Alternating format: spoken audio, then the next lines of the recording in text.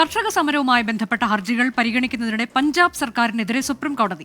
കർഷകരുമായി സമവായം പാടില്ലെന്നാണ് പഞ്ചാബ് സർക്കാരിന്റെ നിലപാട്.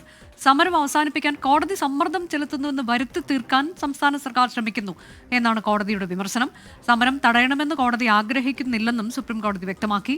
നിതിൻ അംബുജൻ പഞ്ചാബ് ഹരിയാന അതിർത്തിയായ ഖനൌരിയിൽ നിന്ന് തത്സമയം. നിതിൻ, ഇന്നിപ്പോൾ സുപ്രീം കോടതി രൂക്ഷ വിമർശനം സർക്കാരിനെതിരെ ഉന്നയിക്കുന്നു. ഒപ്പം തന്നെ ഈ സമരവുമായി ബന്ധപ്പെട്ട് എന്തെങ്കിലും പ്രധാനപ്പെട്ട നിർദ്ദേശങ്ങളിലേക്ക് പോയിട്ടുണ്ടോ?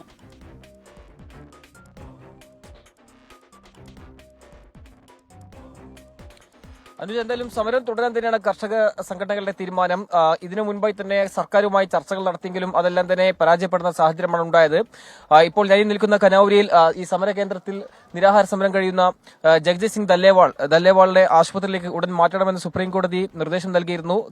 ആദ്യം നൽകിയത് ഡിസംബർ 31 മുമ്പായി തന്നെ മാറ്റണമെന്നായിരുന്നു. പഞ്ചാബ് സർക്കാർ പിന്നീട് കൂടുതൽ സമയം തേടുകയായിരുന്നു ചെയ്തത്. അതിനുശേഷമാണ് ഇന്ന് ഹർജി വീണ്ടും പരിഗണിച്ചത്. ഇന്നും ഇത്തരത്തിൽ സമയം കൂടുതൽ ആവശ്യപ്പെടുകയാണ് പഞ്ചാബ് സർക്കാർ. എന്തായാലും പഞ്ചാബ് സർക്കാരിന്റെ ആവശ്യം കോടതി അംഗീകരിച്ചു. അപ്പോഴും ചില വിമർശനങ്ങൾ പഞ്ചാബ് സർക്കാരിനെ ഉന്നയിച്ചിരിക്കുന്നത് സമരം അവസാനിപ്പിക്കാൻ കോടതി സമ്മർദ്ദം ചെലുത്തുമെന്ന് വരുത്തി തീർക്കാൻ സംസ്ഥാന സർക്കാർ ശ്രമിക്കുന്നുവെന്ന വിമർശനമാണ് ഉന്നയിച്ചത്. അതോടൊപ്പം തന്നെ കർഷകരുമായി സമവായം പാടില്ലെന്നാണ് പഞ്ചാബ് സർക്കാരിന്റെ നിലപാട്. കർഷകരുടെ ആവശ്യങ്ങളിൽ കേന്ദ്രം എന്തുകൊണ്ട് പ്രതികരിക്കുന്നില്ലെന്ന ചോദ്യം എന്തായാലും കോടതി ഇന്ന് ഉന്നയിക്കുകയുണ്ടായി. അതോടൊപ്പം തന്നെ കേവലം ഒരു ആശുപത്രിയിലേക്ക് മാറ്റിയതുകൊണ്ട് നിരാഹാര സമരം അവസാനിപ്പിക്കണമെന്നില്ല. അതുകൊണ്ട് സർക്കാർ ഇതിൽ കൃത്യമായി ഇടപെട്ടുകൊണ്ട് സമരക്കാരുടെ ആവശ്യം എന്താണെന്ന് ചോദിച്ചറിഞ്ഞ് കൃത്യമായ ഇടപെടൽ വേണമെന്നൊരു നിർദ്ദേശമാണ് എന്തായാലും കോടതിയുടെ ഭാഗത്തും ഉണ്ടായത്. നേരത്തെ തന്നെ പഞ്ചാബ് സർക്കാരിന്റെ പ്രതിനിധികൾ ഇവിടെ എത്തി ദല്ലേവാളുമായി ചർച്ച നടത്തി. പക്ഷേ ചർച്ചയിൽ നിന്നും കർഷകർ പിന്നോട്ടേക്ക് പോകുന്ന നിലപാട് സ്വീകരിച്ചിട്ടില്ല. പ്രധാനമായും താങ്ങുവിലയ്ക്ക് നിയമപരമായ ഉറപ്പ്, അതോടൊപ്പം തന്നെ കർഷകരുടെ വായ്പകൾ എഴുത്തള്ളുക എന്ന ആവശ്യങ്ങളാണ് ഉന്നയിച്ചിരിക്കുന്നത്. ഈ ആവശ്യം പരിഗണിച്ചാൽ സമരം അവസാനിപ്പിക്കും. അതല്ല, ചർച്ച പരാജയപ്പെട്ടാൽ സമരവുമായി ഡൽഹിയിലേക്ക് പോകും എന്ന നിലപാടിൽ ഉറച്ചു നിൽക്കുകയാണ്. കഴിഞ്ഞ ഫെബ്രുവരി മുതൽ കർഷകർ ഇവിടെ ഡൽഹിയിൽ തമ്പടിച്ച് നിൽക്കുന്നുണ്ട്.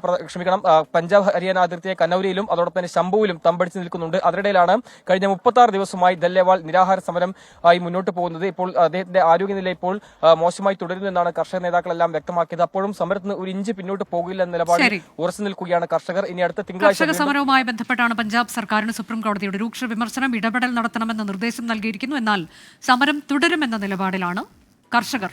പഞ്ചാബ് ഹരിയാന അതിർത്തിയായ ഖനൌരിയിൽ നിന്നാണ് നിതിൻ അംബുജൻ തത്സമയ വിവരങ്ങൾ നൽകിയത്.